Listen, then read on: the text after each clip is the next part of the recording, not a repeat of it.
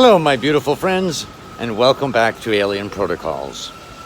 Let's talk about a very difficult subject to understand, and that is the incomprehensibility of advanced species. Now, when I say advanced species, you know what I'm talking about, but it's more complicated than that because there's technology involved, there's consciousness, etc. But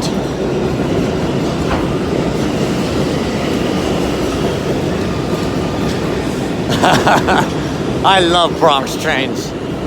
They're squeaky and loud, and especially incredibly loud on corners. And it's pretty incomprehensible just in and of its own self. The subway system is. But advanced species can really trick us in so many ways that we cannot really trust our senses. We cannot trust the logical assessments that we project upon their actions and appearances. There's so much about an advanced species visiting us that may remain incomprehensible. Now, I believe the human brain is powerful enough to understand almost any aspect of the universe, even if our reality is vastly different from what we expect it to be. So it's not the brain power that humans could have problems with an advanced species. It's more our psychology. Because humans, we like to create a bubble of understanding about the universe. And this happens very early in childhood, when you learn about things about object permanence and all sorts of very fundamental issues about reality, about the structure of reality. I love the Bronx.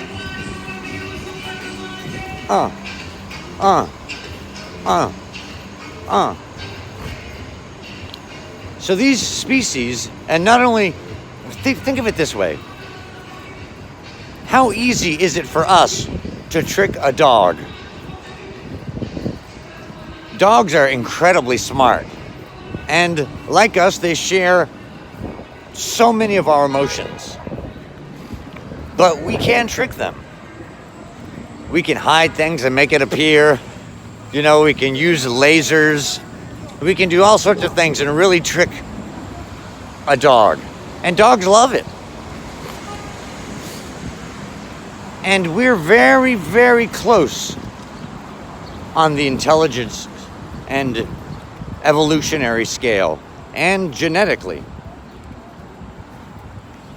So imagine how much we could be tricked by a very advanced technological species.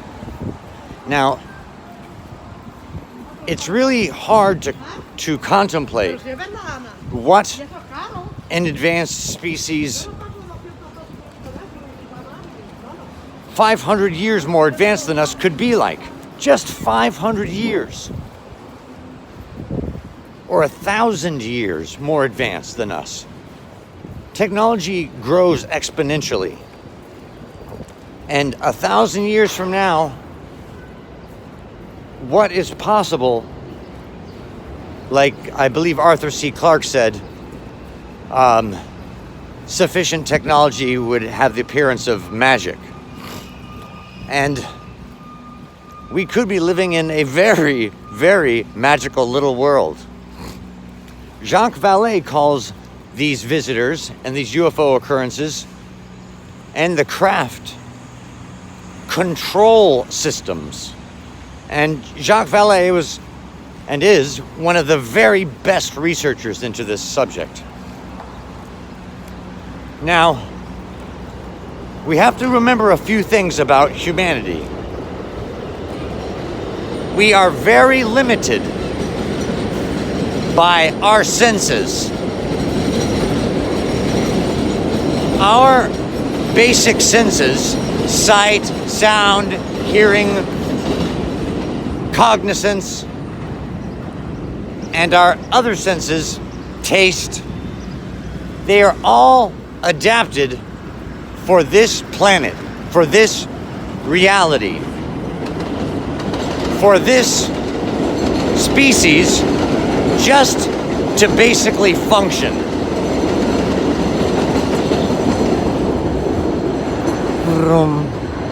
Go train, go. Look at it go.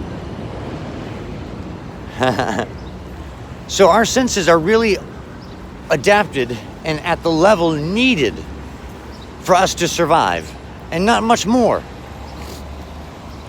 You know, each species on the planet has different senses and different abilities. Some creatures have acoustic location as well as sight, like bats. Or, of course, underwater, a lot of animals have acoustic location, echolocation abilities. There are many senses that we may not even know exist. So when contemplating an advanced species, even just 1,000 years more advanced than us, our limited senses that have evolved on this planet just to help us function, basically, and survive and reproduce, these senses are going to trick us.